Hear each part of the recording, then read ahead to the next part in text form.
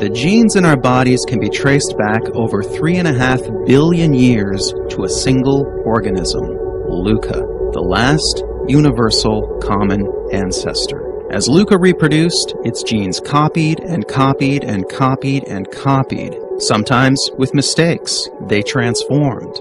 Over time, this produced every one of the billions of species of life on Earth. Some of these adopted sexual reproduction, combining the genes of individuals, and altogether, the best adapted life forms prospered. This is evolution. Copy, transform, and combine. And culture evolves in a similar way, but the elements aren't genes, they're memes, ideas, behaviors, skills. Memes are copied, transformed, and combined. And the dominant ideas of our time are the memes that spread the most. This is social evolution. Copy, transform, and combine. It's who we are, it's how we live, and of course, it's how we create. Our new ideas evolve from the old ones. But our system of law doesn't acknowledge the derivative nature of creativity. Instead, ideas are regarded as property, as unique and original lots with distinct boundaries. But ideas aren't so tidy. They're layered, they're interwoven, they're tangled. And when the system conflicts with the reality, the system starts to fail.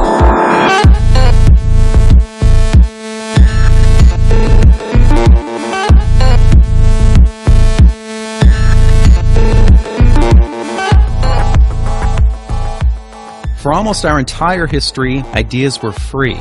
The works of Shakespeare, Gutenberg, and Rembrandt could be openly copied and built upon. But the growing dominance of the market economy, where the products of our intellectual labors are bought and sold, produced an unfortunate side effect.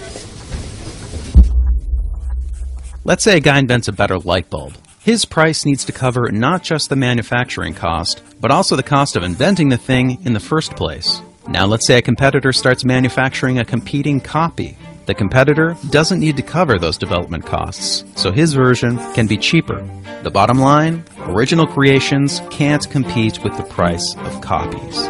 In the United States, the introduction of copyrights and patents was intended to address this imbalance. Copyrights covered media, patents covered inventions. Both aim to encourage the creation and proliferation of new ideas by providing a brief and limited period of exclusivity, a period where no one else could copy your work. This gave creators a window in which to cover their investment and earn a profit. After that, their work entered the public domain, where it could spread far and wide and be freely built upon. And it was this that was the goal, a robust public domain, an affordable body of ideas, products, arts, and entertainment available to all. The core belief was in the common good, what would benefit everyone. But over time, the influence of the market transformed this principle beyond recognition. Influential thinkers proposed that ideas are a form of property, and this conviction would eventually yield a new term, intellectual property. This was a meme that would multiply wildly, thanks in part to a quirk of human psychology known as loss aversion. Simply put, we hate losing what we've got. People tend to place a much higher value on losses than on gains, so the gains we get from copying the work of others don't make a big impression. But when it's our ideas being copied, we perceive this as a loss and we get territorial. For instance, Disney made extensive use of the public domain. Stories like Snow White, Pinocchio, and Alice in Wonderland were all taken from the public domain. But when it came time for the copyright of Disney's early films to expire, they lobbied to have the term of copyright extended. Artist Shepard Fairey has frequently used existing art in his work. This practice came to a head when he was sued by the Associated Press for basing his famous Obama Hope poster on their photo. Nonetheless, when it was his imagery used in a piece by Baxter Orr, Fairey threatened to sue. And lastly, Steve Jobs was sometimes boastful about Apple's history of copying. We have, always been shameless about stealing great ideas. But he harbored deep grudges against those who dared to copy Apple. I'm going to destroy Android because it's a stolen product. I'm willing to go thermonuclear war on this. When we copy, we justify it. When others copy, we vilify it. Most of us have no problem with copying, as long as we're the ones doing it.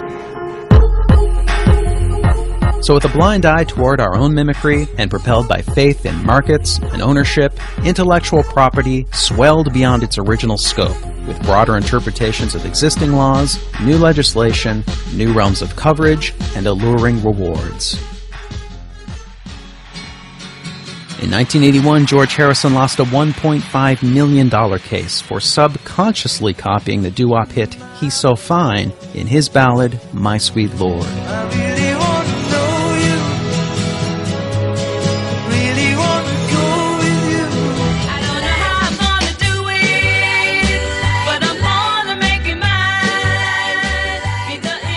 Prior to this, plenty of songs sounded much more like other songs without ending up in court.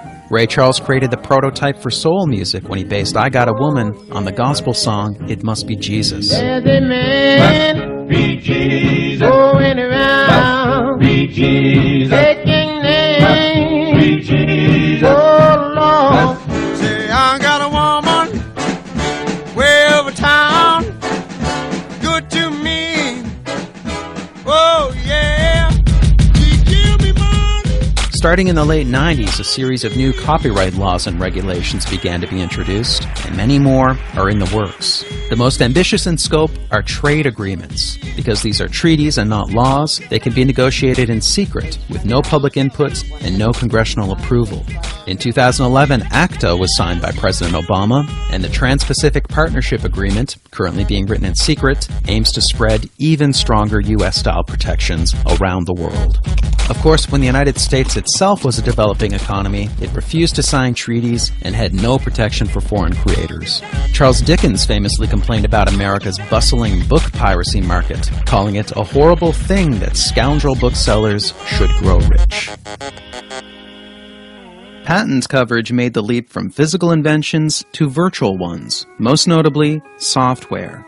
But this is not a natural transition. A patent is a blueprint for how to make an invention. Software patents are more like a loose description of what something would be like if it actually was invented. And software patents are written in the broadest possible language to get the broadest possible protection.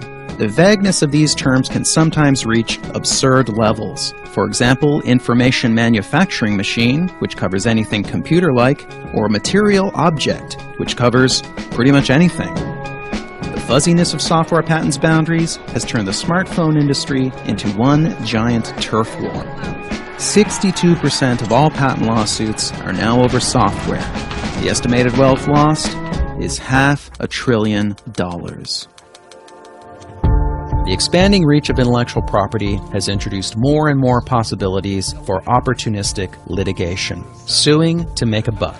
Two new species evolved whose entire business model is lawsuits: sample trolls and patent trolls.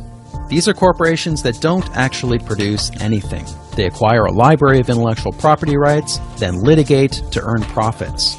And because legal defense is hundreds of thousands of dollars in copyright cases and millions in patents, their targets are usually highly motivated to settle out of court. The most famous sample troll is Bridgeport Music, which has filed hundreds of lawsuits. In 2005, they scored an influential court decision over this 2-second sample. That's it. And not only was the sample short, it was virtually unrecognizable.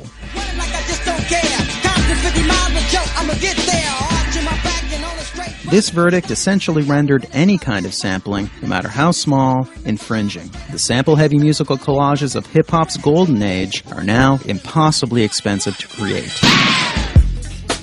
Now, patent trolls are most common back in that troubled realm of software. And perhaps the most inexplicable case is that of Paul Allen. He's one of the founders of Microsoft, he's a billionaire, he's an esteemed philanthropist who's pledged to give away much of his fortune, and he claims basic web features like related links, alerts, and recommendations were invented by his long-defunct company.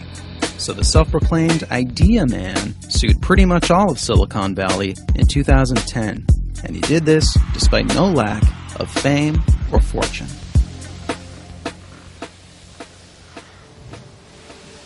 So to recap, the full picture looks like this. We believe that ideas are property, and we're excessively territorial when we feel that property belongs to us. Our laws then indulge this bias with ever-broadening protections and massive rewards. Meanwhile, huge legal fees encourage defendants to pay up and settle out of court.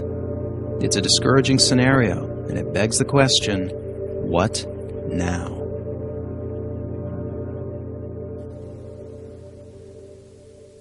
The belief in intellectual property has grown so dominant, it's pushed the original intent of copyrights and patents out of the public consciousness. But that original purpose is still right there in plain sight. The Copyright Act of 1790 is entitled An Act for the Encouragement of Learning. The Patent Act is to promote the progress of useful arts. The exclusive rights these acts introduced were a compromise for a greater purpose. The intent was to better the lives of everyone by incentivizing creativity and producing a rich public domain, a shared pool of knowledge open to all. But exclusive rights themselves came to be considered the point, so they were strengthened and expanded, and the result hasn't been more progress or more learning, it's been more squabbling and more abuse. We live in an age with daunting problems. We need the best ideas possible, we need them now, we need them to spread fast. The common good is a meme that was overwhelmed by intellectual property. It needs to spread again. If the meme prospers, our laws, our norms, our society, they all transform. That's social evolution, and it's not up to governments, corporations, or lawyers. It's up to us.